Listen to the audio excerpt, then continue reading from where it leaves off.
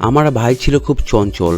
যখন তার বয়স ১৬ থেকে ১৭-তে পৌঁছায়, তখন ধীরে ধীরে তার মন মহল্লার মেয়েদের প্রতি আকর্ষিত হতে থাকে। ভাইয়ের নাম ছিল অভিজিৎ, তবে পাড়ার সবাই তাকে অভি বলে ডাকতো। দেখতে যেমন সুন্দর ছিল, তেমনি তার মিষ্টি কথার মধ্যে এক ধরনের আকর্ষণ ছিল, যা বড় বয়সী মহিলারাও উপেক্ষা করতে পারত না। অনেক সময় তারা তার সঙ্গে কথা বলার বাহানা খুঁজে বেড়াতো। অভিজিতের আরও একটি বিশেষ গুণ ছিল, সে সাধারণ এমন মহিলাদের সঙ্গে বন্ধুত্ব গড়ে তুলত যারা একা থাকতেন এবং পরিবারের দায়িত্বে ছিলেন। এতে করে তাদের সঙ্গে আলাপ ও দেখা করা সহজ হতো এবং সন্দেহ চোখে পড়তো না। একদিন ভাই এসে আমাকে বলল, বোন, টিউশনে পড়তে আসা সেই মেয়েটি বেশ চমৎকার। তার বয়সে কম এবং মিষ্টি চেহারার জন্য সবাই তাকে খেয়াল করে, তবে তার পরিবারের কেউ খুব একটা খোঁজখবর রাখে না। টিউশন শেষে প্রায় সে এখান থেকে চলে যায়, কিন্তু তার পরিবার জানতে চায় না সে কোথায় থাকে। ভাইয়ের কথা শুনে আমি কিছুটা অবাক হয়ে গেলাম। মনে হলো যেন ওই মেয়েটার প্রতি একটু বেশি আগ্রহ জন্মেছে। তবু চুপ করে রইলাম। কিছুক্ষণ পর সে বলল, তুমি যদি মেয়েটির সঙ্গে পরিচয় করে দিতে, তাহলে আজ থেকে একবার সুখে দেখার সুযোগ পেতাম। আমি বললাম, কাল এসো, সে টিউশনিতে আসবে, তখন পরিচয় করে দেব। মেয়েটির সাথে পরিচয় করানোর পর অভিজিতের জীবনে আরও একটু চাঞ্চল্যকর হয়ে উঠল। তার অস্থির প্রকৃতির কারণে মহল্লার অনেক মেয়ে এবং মহিলারা অসুবিধা পড়তে শুরু করলো। শুধু পাড়ায় নয়, স্কুলেও অনেকের সঙ্গে তার বন্ধুত্ব গড়ে উঠেছিল। মহল্লার মেয়েদের সাথে মেলামেশা যেন তার কাছে এক প্রকারের বিনোদন হয়ে দাঁড়িয়েছিল। এর ফলে আমাদের বাড়িতে তার বিরুদ্ধে তাই অভিযোগ আসতো। আমার আব্বা আম্মাও বেশি চিন্তিত হয়ে পড়লেন। তারা ভাবতে থাকলেন আমরা কেমন সন্তান বড় করেছি। আব্বা প্রায় আল্লাহর কাছে প্রার্থনা করতেন যেন অভিজিৎ সঠিক পথে ফিরে আসে, কারণ এতে পরিমাণে সুনাম জড়িত। আসলে অভিজিৎ আমাদের পরিবারের বহু প্রতীক্ষিত সদস্য ছিল। দীর্ঘ প্রার্থনার পর তার জন্ম হয়েছিল, তাই সবাই তাকে স্নেহ করত এবং সে সবসময় নিজের মতো চলার সুযোগ পেত। এই ভালোবাসার পরিবেশে বড় হতে হতে তার মনে মহিলাদের প্রতি বিশেষ আকর্ষণ জন্মায়। বিশেষত তার চেয়ে বড় মহিলাদের সাথে তার প্রতি আগ্রহ বেশি ছিল। প্রথমে এটি নিছক কৌতূহল ছিল, কিন্তু ক্রমে এই অনুভূতি আরও গভীর হতে শুরু করে। আজকের এই গল্পে আমি আপনাদের জানাতে চাইছি যে আমার ভাই অভিজিতের এই জীবনের একটি গল্প। আর দয়া করে ভিডিওটি ভালো লাগলে লাইক করুন এবং সমর্থন জানাবেন। আমার নাম পূজা, আর অভিজিৎ আমার ভাই, যাকে সবাই আদর করে অভি বলে ডাকে। ছোটবেলা থেকে তার স্বভাবটা কিছু অদ্ভুত ছিল। যখন সে একটু বড় হলো, তখনই তিনি নিজের ঘরে দীর্ঘ সময় ধরে বন্দি থাকতো। ঘন্টার পর ঘন্টা ফোনে ব্যস্ত থাকতো, আর আব্বু তাকে খেতে ডাকলেও তার নিজের মতো করে সময় কাটাতো। মাঝে মাঝে কেবল খাবার খেতে বাইরে বের হতো। অভিজিতের পড়াশোনা মনোযোগ খুবই ভালো ছিল না। ছোটোবেলায় অর্থাৎ 15 বছর পর্যন্ত ঠিকঠাক স্কুলে যেত, কিন্তু 16 বছরে পৌঁছানোর পর থেকে তার মন পড়াশোনার প্রতি অনগ্রাহী হয়ে ওঠে এবং মহল্লার মহিলাদের প্রতি তার আকর্ষণ শুরু হয়। তখন তো স্কুল বা কোচিংয়ের মেয়েদের বদলে পাড়ার মহিলাদের সঙ্গে থেকে সময় কাটাতে আগ্রহী হয়ে ওঠে। সবসময় মহিলাদের কাছে গিয়ে গল্প করত, হাসি ঠাট্টা করত, আর মহিলারাও তাকে পছন্দ করত। মাঝে মাঝে পাড়ার মেয়েদের সঙ্গে মজা করার জন্য আমাদের বাড়িতে তার বিরুদ্ধে প্রায় অভিজিৎ আসতো। এই শুনে আব্বা এতটাই রেগে যেতেন যে মাঝে মাঝে অভিজিতের উপর হাতও তুলতেন। কিন্তু এখন সে বড় হয়েছে, ফলে পাল্টা উত্তর দেওয়া শুরু করেছে। আব্বুর সঙ্গে কথা ঝগড়া লাগে কিছুদিনের জন্য কথা বলা বন্ধ রাখতো। আমাদের আব্বা আম্মা ভীষণ চিন্তিত হয়ে পড়লেন এবং বারবার আল্লাহর কাছে প্রার্থনা করতে থাকলেন। তারা ভাবতেন আমাদের সন্তান এমন কেন হলো। অভিজিৎ অনেক দোয়ার পর আমাদের পরিবারে এসেছিল, কিন্তু এখন সে প্রার্থনার পর যেন উল্টো বোঝা হয়ে দাঁড়িয়েছে। পাড়ার লোকজন তার কারণে বিরক্ত হতে শুরু করেছে। শেষ পর্যন্ত আব্বা যখন বুঝলেন যে তাকে বোঝানো কিংবা শাসন করে কিছুই হবে না, তখন তিনি সিদ্ধান্ত নিলেন অভিজিৎকে কোনো কাজে ব্যস্ত রাখতে হবে। তিনি অনেক কষ্টে কিছু টাকা জোগাড় করে তার জন্য একটা ছোট্ট হার্ডওয়্যারের দোকান খুলে দিলেন। আব্বা তাকে বললেন, বেটা, তোমার বয়স হচ্ছে, একদিন একটু বিশ্রাম নিতে হবে। ঘরের চলো, তোমাকে এই দোকানটি তোমার নামে দিলাম। এখন থেকে তুমি দোকানের দায়িত্ব নেবে, মেহনত করবে তো আমি তোমায় আরও সাহায্য করব। শুধু মাসে একবার হিসাবটা দেখাবে। এই কথাগুলো শুনে আমি অভিজিতের প্রতিক্রিয়া লক্ষ্য করছিলাম। সে মনে মনে খুশি হয়েছিল, কারণ বাড়িতে আম্মা আব্বার নজরদারির মধ্যে থাকতে হতো। কিন্তু এখন দোকানে বসে নিশ্চিন্তে সময় কাটানো যাবে। তার কাছে স্বাধীনতা পাওয়াটাই যেন সবচেয়ে বেশি আনন্দের ছিল। এভাবেই অভিজিৎ দোকানে বসতে শুরু করলো। যখন ক্রেতা কম আসতো, তখন সে নিজের ফোন নিয়ে ব্যস্ত থাকতো। ধীরে ধীরে দোকানটিও জমে উঠল, আর তার হাতে টাকা আসতে শুরু করলো। এই টাকার স্বাদ পেয়ে তার মধ্যে আরও কিছু করার ইচ্ছা জাগলো। দোকানে কাজ করতে করতে অভিজিৎ কিছুটা মজা পেত, তবে বয়স বাড়ার সঙ্গে সঙ্গে তার উদ্দেশ্য আরও দৃঢ় হতে থাকলো। অভিজিৎ পাড়ার অনেক মহিলাদের সঙ্গে পরিচিত হয়ে গিয়েছিল। কোথা থেকে যেন তার ফোন নাম্বার পেয়ে যেত বা এমনভাবে কথা বলতো যে তারা সহজেই তার উপর বিশ্বাস করতে শুরু করত। তার পরিচিত মহিলারা বেশিরভাগ বিধবা ছিলেন। ফোনে কথোপকথনের সময় অভিজিতের এমন মিষ্টি করে কথা বলতো যে অনেকে তার কথা মুগ্ধ হয়ে যেত। সে খুবই চতুরতার সঙ্গে তাদের দুর্বলতার সুযোগ দিত, এমনকি কিছু মহিলাকে বিয়ের প্রতিশ্রুতি দিয়ে তাদের সঙ্গে সম্পর্ক তৈরি করত। কয়েকদিন তাদের সঙ্গে আনন্দের সময় কাটানোর পর যখন তার ইচ্ছে মেতে দিত, তখন সে কোনো খোঁজ না রেখে সেই সম্পর্ক থেকে বেরিয়ে আসতো এবং নম্বরও মুছে ফেলতো। এভাবে তার জীবন চলতে থাকে এবং তার ফাঁদে পড়া মহিলার সংখ্যা বাড়তে থাকে।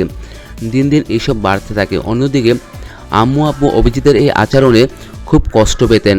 তারা আল্লাহর কাছে প্রার্থনা করতেন যেন অভিজিৎ একদিন সঠিক পথে ফিরে আসে, কিন্তু অভিজিৎ তার আচরণে সবসময় পরিবারকে দুশ্চিন্তায় রাখত। তার বয়স যখন 24 থেকে 25-এ পৌঁছলো, তখন আব্বা আম্মার তার মনে বিয়ের চিন্তা আসলো। তারা ভাবতে শুরু করেন যে তাদের ছেলে এখন নিজের কাজে মনোযোগ দিচ্ছে। প্রতিবেশীরাও একইভাবে মনে করতে লাগলেন যে অভিযোগ সঠিক পথে রয়েছেন, কারণ বহুদিন ধরে তার নামে কোনো অভিযোগ আসেনি। আব্বা ভেবে খুশি হলেন যে তাদের দোকান সফল হয়েছে এবং তাদের ছেলে এখন কাজে ব্যস্ত, কিন্তু বাস্তবতা ছিল ভিন্ন। অভিজিৎ বাইরে থেকে বন্ধ রাখলেও আসলে তার চলাচলন আগের চেয়েও আরও গোপনে চলছিল। আম্মা আব্বা তখন অভিজিতের জন্য পাত্রী দেখা শুরু করলেন। তাকে বললেন, বেটা, আমরা চাই তোমার বিয়ে হোক, আমরাও নাতি নাতির মুখ দেখার ইচ্ছা আছে। অভিজিৎ তাদের বলল, আব্বা, আমার তো এখনও বয়স হয়নি, আরও সময় দরকার নিজেকে কাজে মনোযোগ দিতে। তখন আব্বা বললেন, বিয়ের পর তোমার কাজ থেমে যাবে না, বরং তুমি তোমার স্ত্রীকে নিয়ে আরও ভালোভাবে ব্যবসা সামলাতে পারবে। আমাদের ইচ্ছা পূরণ হতে দাও। অনেকটা অনিচ্ছা সত্ত্বেও অভিজিৎ বিয়েতে সম্মতি দিল। এরপর তারা একটি মেয়ে পছন্দ করেন যা দেখতে বেশি সুন্দর ছিল না, ঘরদুয়ারে সামলাতে বেশ পারদর্শী ছিল। আব্বা আম্মার সেই মেয়েটিকে পছন্দ করেন এবং অভিজিতের সঙ্গে তার বিয়ে দেন। বিয়ের প্রথম রাতে অভিজিৎ তার স্ত্রীকে বলল, এই বিয়েতে আমার কোনো বিশেষ আগ্রহ নেই, আমি শুধু আমার আব্বা আম্মার খুশির জন্য এই বিয়ে করেছি। তুমি এই বাড়িতে তাদের সেবা করবে, তবে আমার ব্যাপারে কিছু বলবে না। আমি কোথায় যাই, কী করি, এসব নিয়ে প্রশ্ন করবে না। অভিজিতের স্ত্রী চুপচাপ এসব মেনে নিয়ে সংসার শুরু করলেন। তিনি তার কাজের মাধ্যমে শ্বশুর শাশুড়ির মন জয় করতে পারলেও অভিজিতের মন জয় করতে পারলেন না। অভিজিৎ তার পুরনো অভ্যাসগুলো বজায় রেখেছিল এবং আগের মতো বিভিন্ন মহিলার সঙ্গে যোগাযোগ রাখত। বয়স বাড়ার সঙ্গে সঙ্গে অভিজিৎ এমন মহিলাদের সঙ্গে বেছে নিত যে যাদের প্রচুর প্রাচুর্য ছিল এবং তাদের থেকে খুব বেশি খরচও হতো না। এভাবে তার জীবন চলতে থাকে। তবে সময়ের সঙ্গে সঙ্গে সে কিছুটা পরিবারের জন্য রাখত। বিয়ের 3 বছর পর তাদের 2 সন্তান জন্মগ্রহণ করে।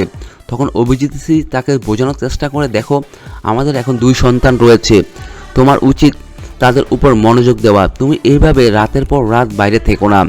আব্বা আম্মা বৃদ্ধ হয়ে গেছেন, তোমার একটু দায়িত্ব নেওয়া দরকার। কিন্তু অভিজিৎ স্ত্রী কথায় খুব একটা কান দেয়নি, নিজের মতো করে জীবন উপভোগ করতে থাকে। বছর কেটে যায় এবং অভিজিতের সন্তানরাও বড় হতে থাকে।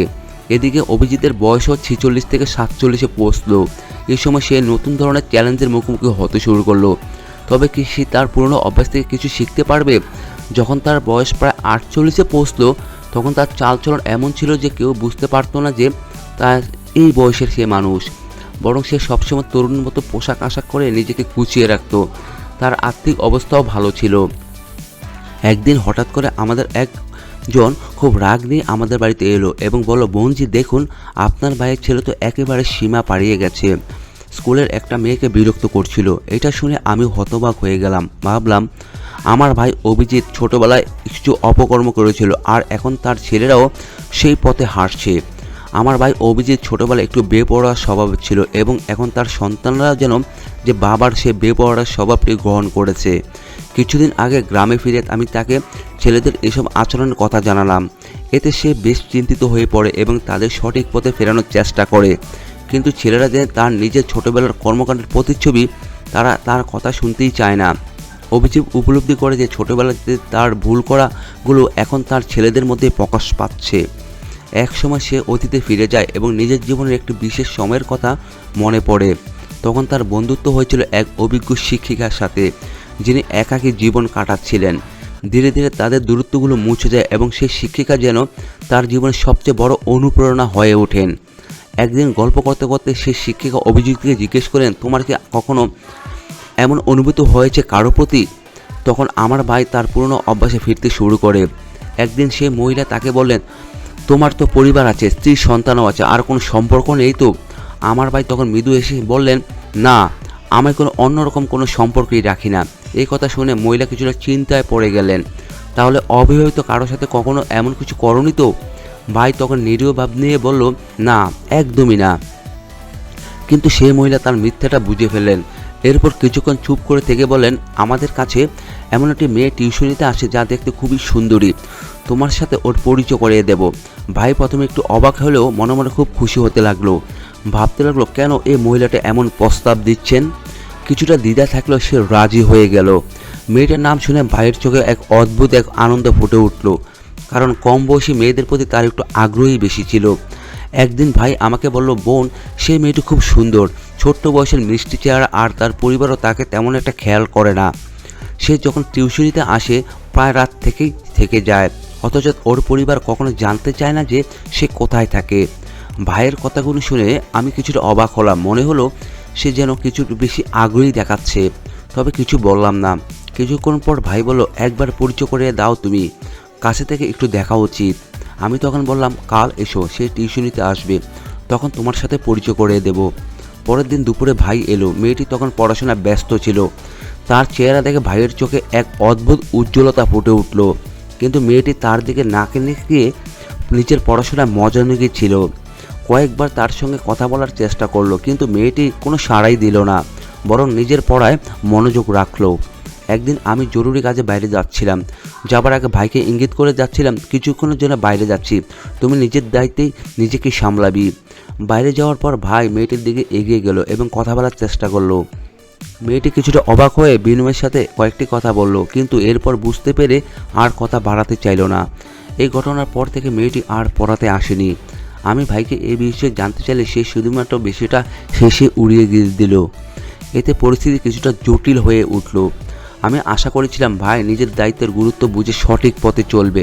ভাই বলল, বোন, তুমি বুঝবে না, যারা একবার আমার সঙ্গে বন্ধুত্ব করে তারা প্রায় আবার আমার সাথে দেখা করতে আসে। দেখো, কিছুদিনের মধ্যে সেও ফিরে আসবে। কিন্তু সেই প্রতীক্ষার দিন আর কখনো ফিরে এলো না।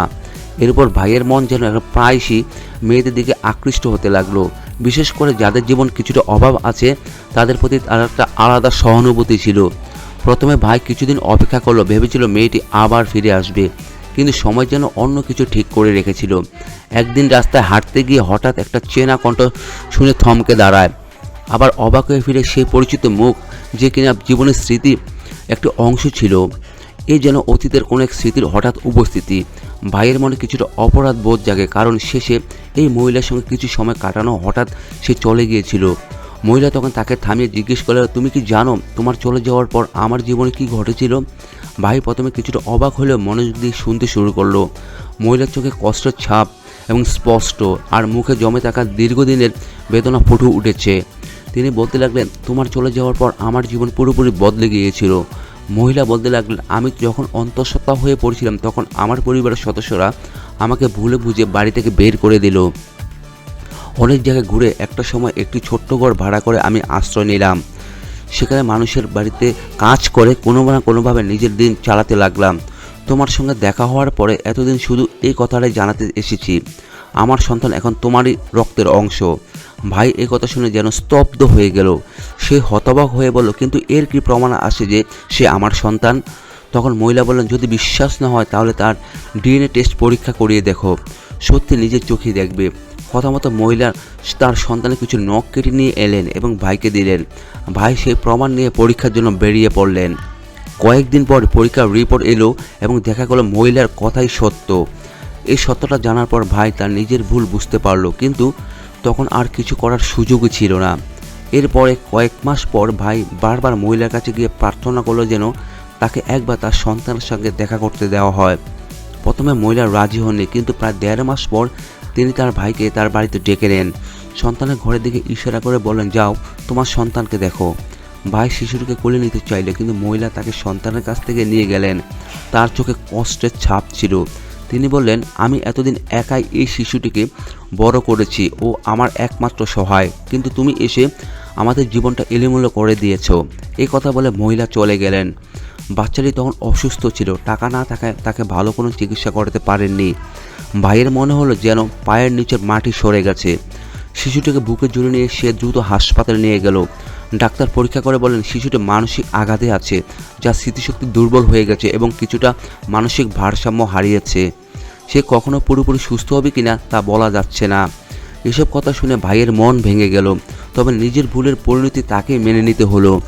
এমন অবস্থায় সেই ছেলেটিকে নিয়ে বাড়ি ফিরে এলো এবং তার যত্ন নিতে শুরু করলো। রাতের পর রাত সে শিশুটির পাশে বসে থাকতো এবং যত্ন করত, কিন্তু শিশুটি ভেতরে ভেতরে কেবল তার দিকে তাকিয়েই থাকতো, যেন ভাইকে চিনতেই পারছিল না। তার মনে এমন কোনো স্মৃতি নেই যা তাকে ভাইয়ের সঙ্গে সম্পর্কিত করে। এদিকে ভাইয়ের স্ত্রী বললেন, তোমার পক্ষে ওকে দেখা সম্ভব হলে দেখো, আমি ওকে সামলাতে পারবো না। ভাইয়ের নিজের ছেলেরা বলল, এ কেমন ছেলে তুমি, আমাদের সঙ্গে নিয়ে এলে, আমরা ওকে আপন বলে মেনে নিতে পারছি না। ভাই যেন একটা ঝড়ের মধ্যে দিয়ে দিশেহারা হয়ে পড়ল। অবশেষে ভাই সিদ্ধান্ত নিল যে সে ছেলেটিকে আলাদা নিয়ে কোথাও থাকবে। ছোট্ট একটি ঘর ভাড়া করে উঠল এবং দিনরাত পরিশ্রম করতে লাগলো। দোকানে খেটে যা আয় করত তার সবটাই ছেলের চিকিৎসার এবং যত্নে ব্যয় করত। এভাবে নিজের ভুলের মাসুল দিয়ে প্রতিদিন সে ছেলেটির পাশ থেকে থেকে যত্ন করতে থাকলো। ডাক্তাররা বলেছিলেন শিশুটির স্বাভাবিক জীবন ফিরতে কিছুটা সময় লাগবে, কিন্তু ভাই কখনো হাল ছাড়েননি। প্রতিদিন নতুন কিছুর আশা আলো নিয়ে শিশুটির সেবা করতে, ঠিক যেন একজন স্নেহময় পিতা। কিছু মাস কেটে গেল এবং ধীরে ধীরে শিশুটির মধ্যে পরিবর্তন আসতে শুরু করলো। সে আর ভাইতে অচেনা করতে মনে করতো না। তার চোখে যেন পরিচয়ের একটা আভাস দেখা দিতে লাগলো।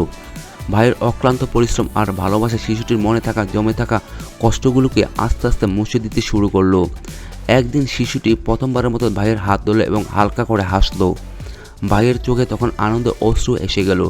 সেই ছোট্ট হাসি যেন গোটা পৃথিবীটা এক হয়ে উঠল। সময়ের সাথে সাথে শিশুটি আরও সুস্থ হয়ে উঠল, আর ভাইয়ের নিঃস্বার্থ ভালোবাসা এবং যত্ন তাকে নতুন জীবন দিল। এখন শিশুটি কেবল ভাইয়ের পাশেই থাকে না, বরং তার পিতার মতো মেনে নিয়েছে। সমাজের নানা কথা এবং কঠিন পরিস্থিতিতেও সত্ত্বেও ভাই কখনো হাল ছাড়েনি এবং তার পরিশ্রমের ফলও সে পেল। অবশ্যই সেই দিনই হলো যেদিন শিশুটি তাকে ভাইকে আব্বু বলে ডাকলো। সেই শব্দেই ভাইয়ের যেন সব কষ্ট মিলিয়ে গেল। গল্পটি দেখা যে আবেগ আর আকর্ষণ নিয়ন্ত্রণ করতে না পারলে জীবন জটিল হয়ে যেতে পারে। অভিজিৎকে তার দায়িত্ব জ্ঞানহীন আচরণের জন্য বড় মূল্য চুকাতে হয়েছে। নিজের ভুল বুঝে নেওয়া এবং তার পরিণতি মেনে নেওয়া একটি কঠিন কিন্তু প্রয়োজনীয় শিক্ষা। অভিজিৎ শেষ পর্যন্ত নিজের ভুলগুলি স্বীকার করে এবং ছেলের প্রতি দায়িত্ব পালন করে নিজের উন্নতির উন্মোচন করেছে। গল্পের শেষে অভিজিৎ যখন তার সন্তানের প্রতি নিঃস্বার্থ ভালোবাসা প্রদর্শন করে, তখন সেই ভালোবাসায় তাকে তার সন্তানের মন ও বিশ্বাস ফিরে পেতে সাহায্য করে। এটি প্রমাণ করে যে ভালোবাসা এবং যত্ন সবচেয়ে কঠিন পরিস্থিতিতেও পরিবর্তন আনতে পারে। যদিও অভিজিৎ তার ভুল বুঝতে পেরে একাকী কষ্ট ভোগ করেছে, তবে তার পরিবার, বিশেষত ভাইয়ের মতো কেউ পাশে থাকলে জীবন হয়তো আরও সহজ হতো।